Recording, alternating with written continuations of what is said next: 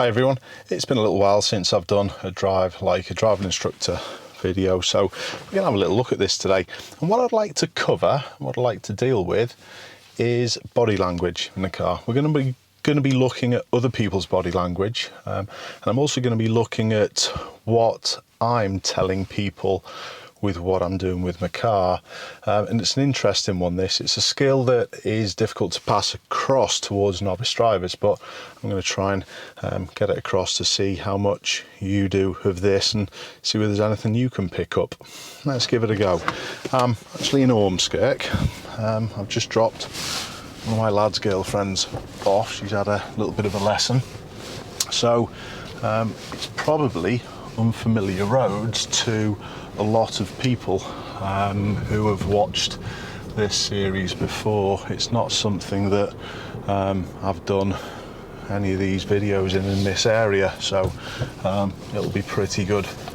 Just get myself out of this tight car park. Okie dokie. So we've got a narrow little space and we've got a very tight horrible emerge at the end. Now this is the first thing, we've got to be very cautious of anyone side to side pedestrians or cyclists on the pavement, but my little creep here is a clear indication to people that I'm trying to get out, but I'm not going to zoom. The reason why I stopped is because there was a car coming. Now I can't see anyone again. I need to show them that I'm here, but I can't do it quickly. I've got to edge and creep. So these are all the little clues that people can pick up on. As you can see, that was a pretty tight little corner. Okay. So it's sort of reading what other people are going to do. Let me get rid of that phone call. Yeah, it's reading what other people are going to do and showing people what's going to happen and what you're going to do. You've always got to be ready to adjust. Now, I kept relatively positive with those two people on the left because I wanted to make sure that they weren't confused that I was crossing. Or sorry, I was going to let them cross. Now, here I've stopped in a position so we get a good view, but I'm watching and see whether I can tell people early that I'm going to actually move. And this little creep before we go is a very important skill that some people don't utilise. They either go or they don't. So there's a little gap coming. So I'm just going to creep and show people. That also shows people behind what's what. Now, why have I taken up this right lane? Do you think people know where I'm going all the time if you take up a position like this? Well, they should do. That signal is a secondary signal there. The first thing and the main thing that was showing people what was going on was the positioning. So these are the things that people don't pick up on. I'm going to turn left. There's nothing extra I can do with my position to show people I'm turning left, but my speed slowing down is the other deciding factor. So people don't look at enough, they tend to just concentrate on the signals. Talking about signals, we've got hazard lights on the van, I think, and that's exactly why you shouldn't use your hazards as an excuse for bad parking, because people coming up just think that they're going to pull out. So here I'm turning right. I haven't put my signal on too early because people will think I'm here, but it's an important thing now to manage what people are doing around. I've got to watch peripherally and keep an eye on all the traffic surrounding me, but I'm also going to try and make sure that people understand that I am turning right. And I wouldn't say it's an unusual situation. You get many junctions where both lanes can turn, but it's an important one that I show people that I'm turning. And I'm going to do that with my speed. I'm going to move off to keep up with the flow, and then it's my slow down which really says to people that I'm going to turn around the corner as opposed to going straight on. But I'm just going to watch closely using peripheral vision what people are doing to the side of me, and it's especially the Audi. Now that Audi's done brilliant, it's kept back. I'm just watching the white one now. Now that was a nice situation by everyone. Everyone sort of like adjusted and gave each other room, and that was how it should be. And if you look behind us as well, I know the Audi's just got in safely, but that's exactly why people don't realise sometimes that there are a couple of lanes, but at least the Audi was switched on enough to sort that out. Okay, how can you show people you're not going at a pedestrian crossing when people are crossing? Well, put your handbrake on, select neutral, let the stop start finish. But if there were people who were about to cross, a little movement is again a lovely way of showing people what's happening. Now we've got a little entrance to the left. Is this van going to come this way? Yep. Now you won't be able to see it on camera because we've only got front and back with the dash cam, but there's a gas delivery van, and I'm going to do this with body language as well.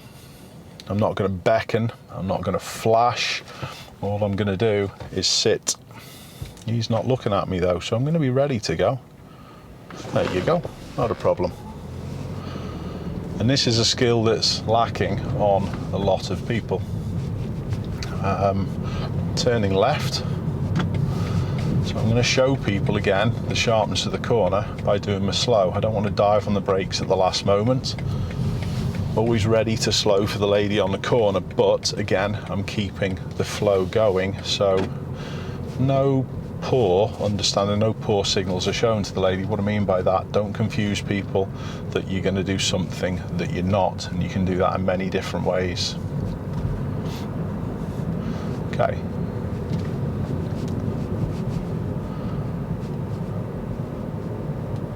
It's easier on busier roads to give examples of this, but it does happen all the time. Out on all different types of roads, you can show people what's happening and what's going on. Now, I'm just going to go off to the right at the roundabout. Is there any way of showing people that I'm going to head off that way on this type of road? Not really. So this is where the signal does pay dividends, but my speed would be faster if I was going that way rather than the sharpness of this turn that I'm doing at the roundabout.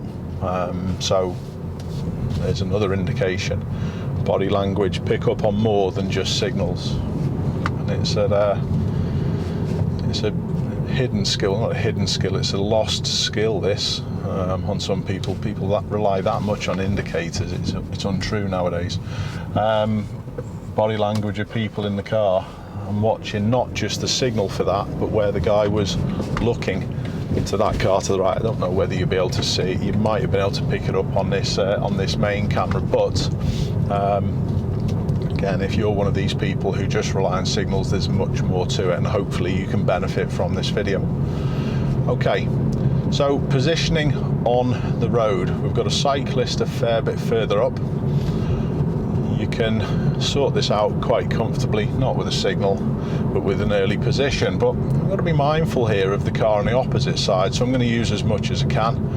I still think that they've got enough room to negotiate that car on their side of the road. The lorry may not have done, so I had to be mindful of that. But again, my position super early was showing people exactly what was happening.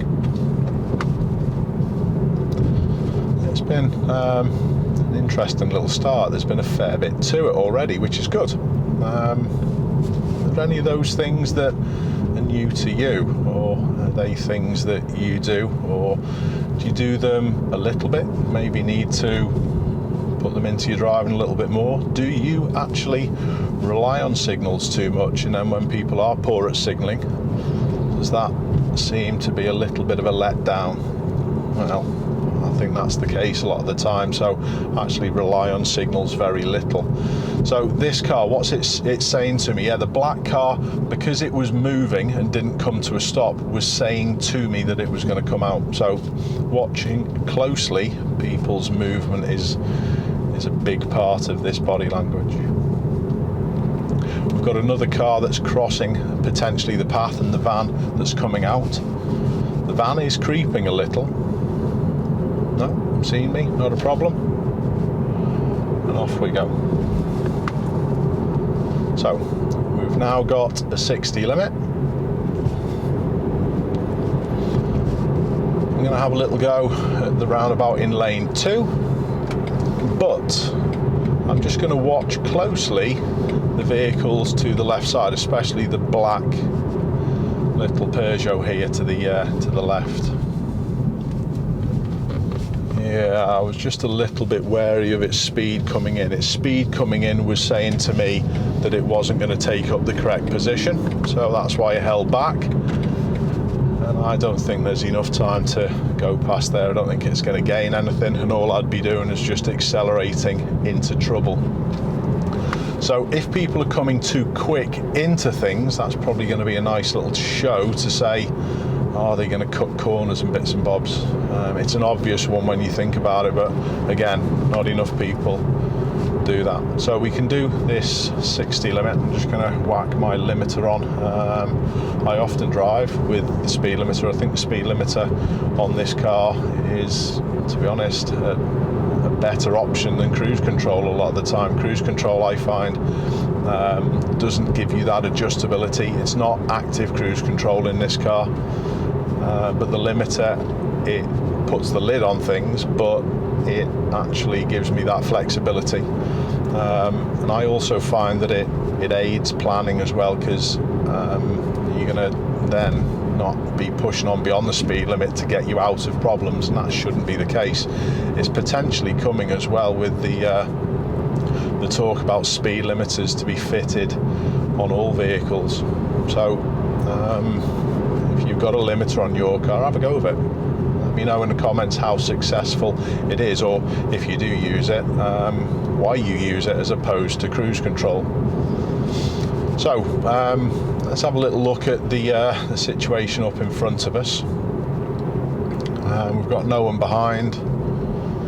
It's all fine. It's quite straightforward. All it is just emerging at a roundabout.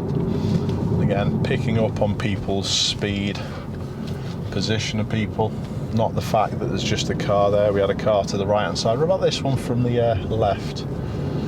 Her speed was the clear show that she wasn't going to come out. Do the cyclists on the left hand side give me any clues that they're going to come out? No, are the dogs on a lead? I don't think they are. The dog on a lead. But again, even that, it looked very well trained and was just trundling with the two cyclists. So there was nothing there that was going to pose a risk. And this is really what we're looking for. We're trying to see whether there's anything that we see by this body language of people that's going to pose a risk. It's all about anticipation. Okay, is it worthy of an overtake? How quickly are people going? We've got a set of lights up ahead, which I'm turning right at, so I'm actually going to pop it out. A little thing there. I know some of the things today we are going to talk about signalling, and my signal there was on for at least 3 seconds before I decided to move. If you are going to put a signal on, it's a pointless exercise if you put it on as you move. So you may say I'm out early in this position. Well, I am. Well, what's the problem with that? I'm not holding up any traffic. The lights are on red. There was a big gap behind me. Used the space rather than pushing out at the last moment. But now I am going to reinforce it just with that signal. So if people want to come past with total security, knowing that I'm turning right if they want to come past on the left, no issues, no problems. Okay, what's going on with this? It's just letting someone out. That's all fine. Okay. You can often see at traffic lights as well how people are positioned, what they're going to be like that, or what they're going to be like at the junction, whether they're going to try and race away.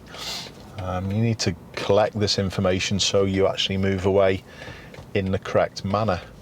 I know I'm just turning right here, so I haven't got to negotiate like vehicles next to me, but it is something that I would be watching. I'd be watching closely people in the past few minutes, how they've been driving and where they're positioned at the lights. let the lorry driver over the line. I think that's probably just a late stop more than anything. When you see something that is an issue, that body language is saying, hazard, give yourself time, give yourself space. How are we going to manage the crossing? I'm going to keep steadily going, and it was just to show the guy on the left that I wasn't going to give way unless the lights changed. So again, steady movement. You've always got to be ready to change your mind though.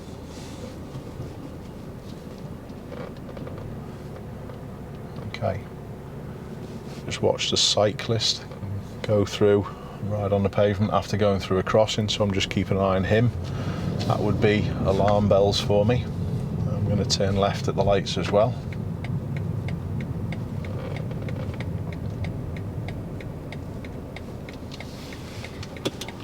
What about what type of car? I'm going on rocky ground here, but what type of car? Is that body language? It can be like that. You can be a pessimist and think the worst. I know some of the car or German car brands have got less than adequate reputations, but that could be said about a lot of people. It could be said about van drivers. We've got a van driver in front. Doesn't mean all van drivers are going to be a problem. I'm sitting in the driving school car. Some learners don't do things correctly. Surprise, surprise, I will add. People who criticise learners for making mistakes just blow my mind. But anyway, you can be a pessimist. It doesn't mean that every person in that category is going to be a problem. Cyclists can be a problem. Motorcyclists can be a problem. Look at the movement of this four-wheel drive on the left.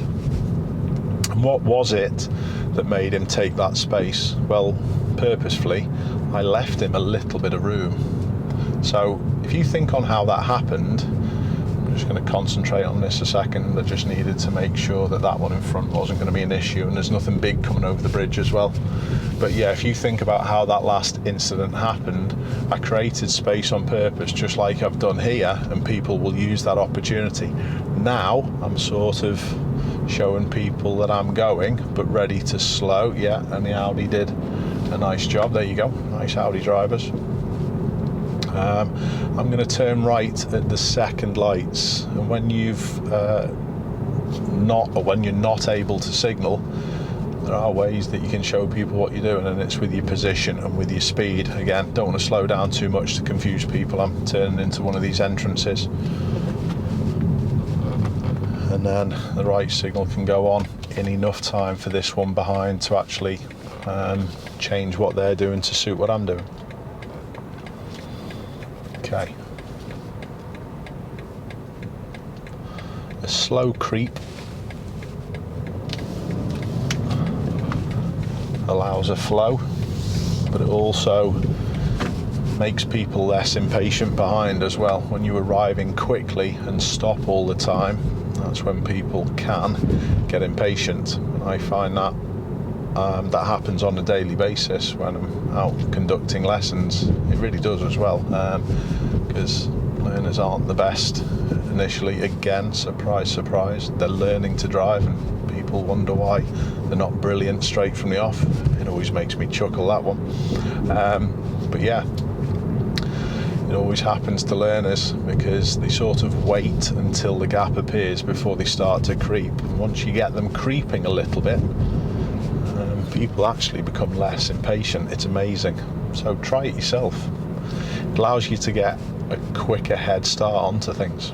Now, what's your thoughts on the van behind? I've just been talking about how people treat driving school vehicles. Here's a little close. There's danger here. Black Mercedes. Is it going to turn right? No problems. Tractor's not overhanging the centre line. We're all okay. And the van's gone behind. So there was a few little things there that you needed to pick up on to try and manage the situation. And it's only really good drivers who tend to get themselves out of the situation and not let it develop. It's the poor ones who tend to rely on reactions. Now, it is a 40 limit. going to go a little more, but I'm just looking for these two parked cars. I was looking for any clues. Mirrors were folded in on that one. There's nothing moving there that was an issue, but where there are areas where people may very well take dogs for a walk, it is something that you've got to be looking out for. Look for any clue you can. Give yourself a head start. So, how are people driving around me? Ford behind's brilliant. Mercedes in front caused me to slow a little at the junction. I wouldn't have emerged if I was in the opposite scenario. You should emerge without causing inconvenience. That didn't really cause me any problems, but you shouldn't be doing that. You should be doing things properly without causing people to or change speed of direction and slow down.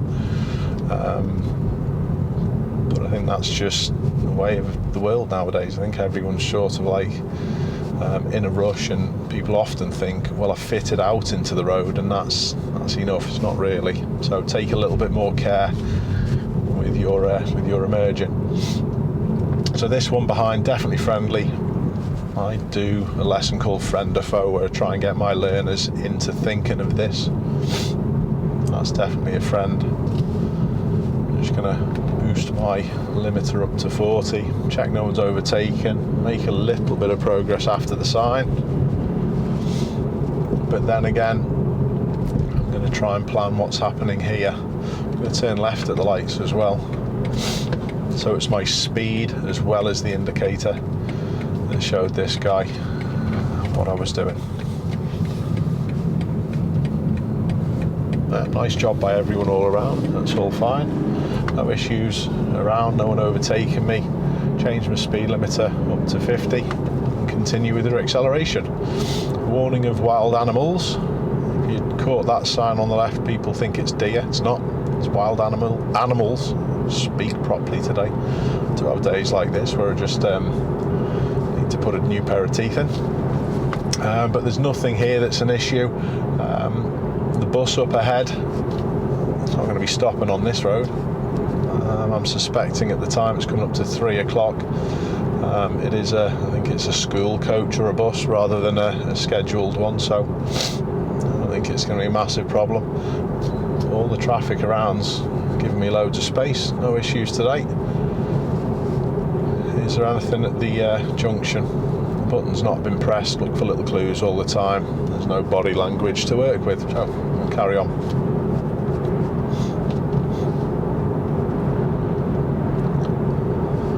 Okay, I'm going to position for the A59 for Liverpool. So already taking up this position, showing others what's happening, what's going on. If you don't know the lane, hedge your bets a little. What I mean by that, maybe take up a central position, not showing you're going one way or the other. So I need to look nice and far up the road. This is the lane for the A59. I'm just going to look for potential little problems. Now, the lorry to the left is a little bit over the line, and this BMW jumped in a little late. Am I going to have problems with that coming across the junction? I've got a pedestrian here on the right hand side as well, and yeah, the van was trying to push in. That has caused a little problem.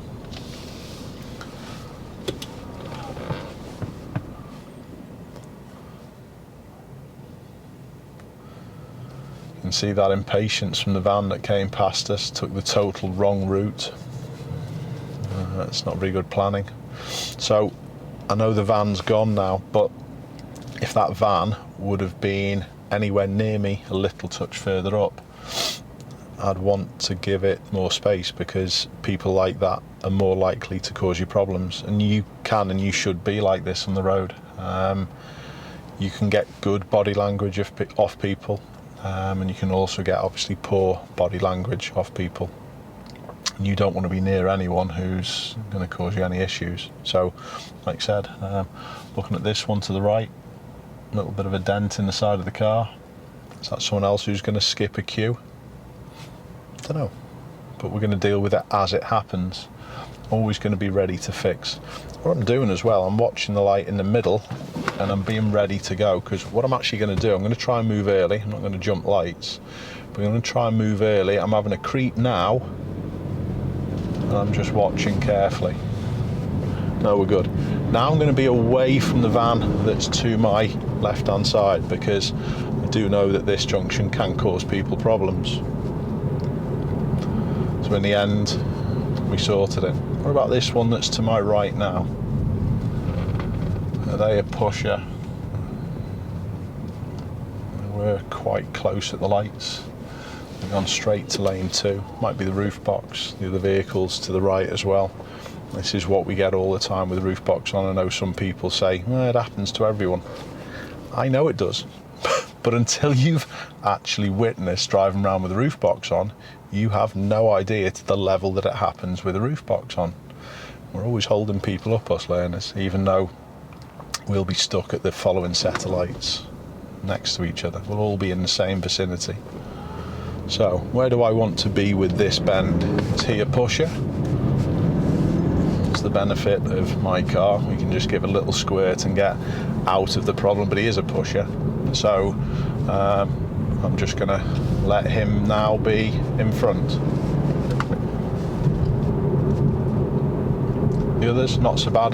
There you go, overtaker learner syndrome. And they're the things that you need to watch out if you're going to be good at this and switched on to all these type of mistakes. Well, not mistakes, risks and hazards. Okay. Little thing as well, don't ever be worried about filling up all the road space. People are obsessed with getting in the queue.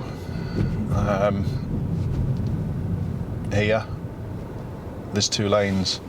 2 lanes are used through the lights. Twice the amount of traffic can get through the lights and then get on with their journey. So fill up the road space, use all the lanes. Not if you're going left. I wouldn't be in this lane if I was turning left here or turn even into the retail park. I wouldn't. I'd be in that lane, but if you're not, use the rest of the road space. Anyone around that's showing any bothers? This lady's hanging onto a window to the left hand side. That grey car, she's got a big dent in it as well. Is she turning? Good job. Going back in, not overtaking people.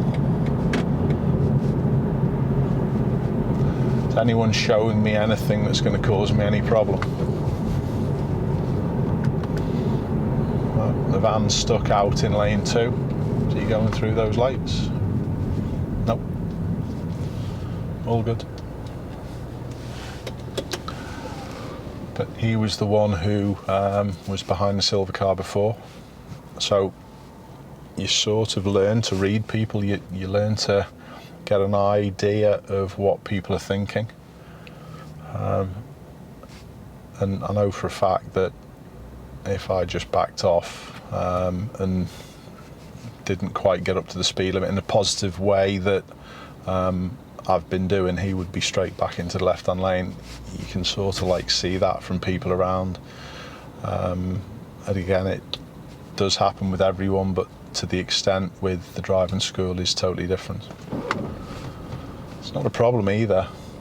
But the reason why I want to be ready to go here is so I can then have the opportunity to reduce risk, take it back out of gear as well.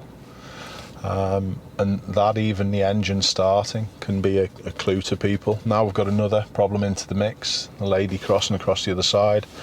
Light in the centre left is on green. So I'm watching, the Mini's the last one, even it's changed before that. So I'm going to creep early, the Mini jumped. Now, what should I do with this one? Again, options. So I'm just going to go in front. And sometimes that as well, showing people around that you're going and you're being positive rather than being laboured when it is clear is another way to fix that potential problem to your side. To be fair to him though, he's been good as gold. He might be turning right a bit further up. He's just been in there a long time and said not past anyone.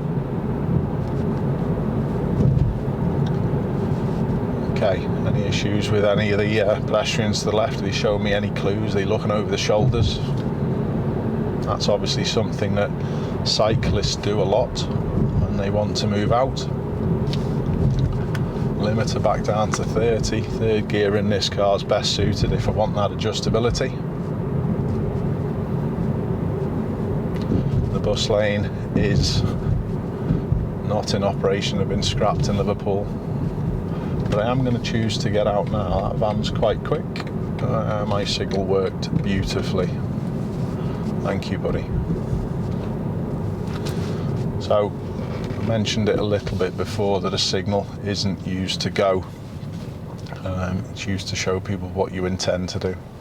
So have it on for at least 3 or 4 before you decide to act on it. Some people will close space down as soon as they see a signal. Need to get a life really if you do that. We're all in this to try and make the best of these road spaces that are not narrowing, but they're getting fuller and fuller and fuller as the years go on. I'm just giving this black Golf to the left a little bit of room. Perfect. That is an important signal there, even though it's a left turn lane only. People say that you're in a left turner only, you don't need the indicator. Absolute load of rubbish. Think about the effect that that left signal had on me.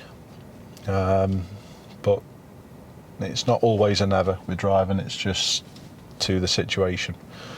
Is there anything else to the left? There's a little bit of a strange junction that there's 2 lanes and the one to the furthest right is going straight on. It sometimes happens when there's a left turn only, but it is a little bit unusual here. And it does cause problems. People often go straight from that left-hand lane, but we'll just have a little look. So the Vauxhall behind me.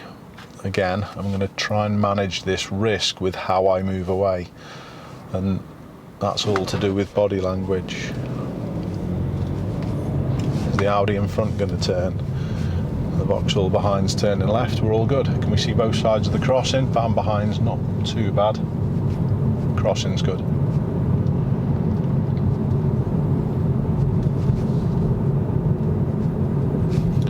Okay.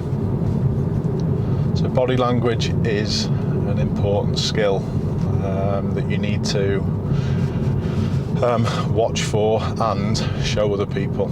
Showing people that I'm turning left. I'm not going to left signal because it will make people think that I'm taking that first road, but my speed was showing people everything about what was going on. So there's more to it than just these signals. Body language is an important part to driving. What's the Audi doing? No idea. Is he talking to someone? Yeah, that's all good. So yeah, pick up on body language, other people's body language. People often just stare at the car or the bicycle or the motorbike or the lorry or the bus or the van. Don't want to leave anyone out. Rather than actually looking at what they're doing. And that's where people go wrong. All different types of junctions as well. You can tell by people's movement, their speed, their position, where they're looking, even the hand position of some drivers. Which way am I going? Even without the signal, people knew. We'll just see whether we can show a little bit with meeting situations here. You can see the Nissan Juke with its lights on, there's no one around. What have I just done? Now you will get situations like this where people will then give way once you've already given way to them. This lady's been top drawer, she picked up on it nice and early, well done to you. And the movement is also a way of showing the van's coming the other way. But early, as soon as I get past the Volvo on the left again, watch what I'm doing with my positioning. Is the van going to show me it's going to give way? Nope. What about the cyclist? How much space should I give this guy? He's come off his pedals. He's waited in a little space. Lovely, great. So it's constant. It's much more reliable than these indicators. So please do try and use it. If you do use it already, let us know what extra you do. What other situations can you think of that you use body language? Because like I said, it's the good drivers who utilise this the most, and it's the poor ones who don't pick up on it the most. Just a little question, why have I left this junction clear to the left? It's just in case people want to turn up there. All good. I hope there's been plenty of things there that have been of use. Let me know in the comments, and I'll see you soon.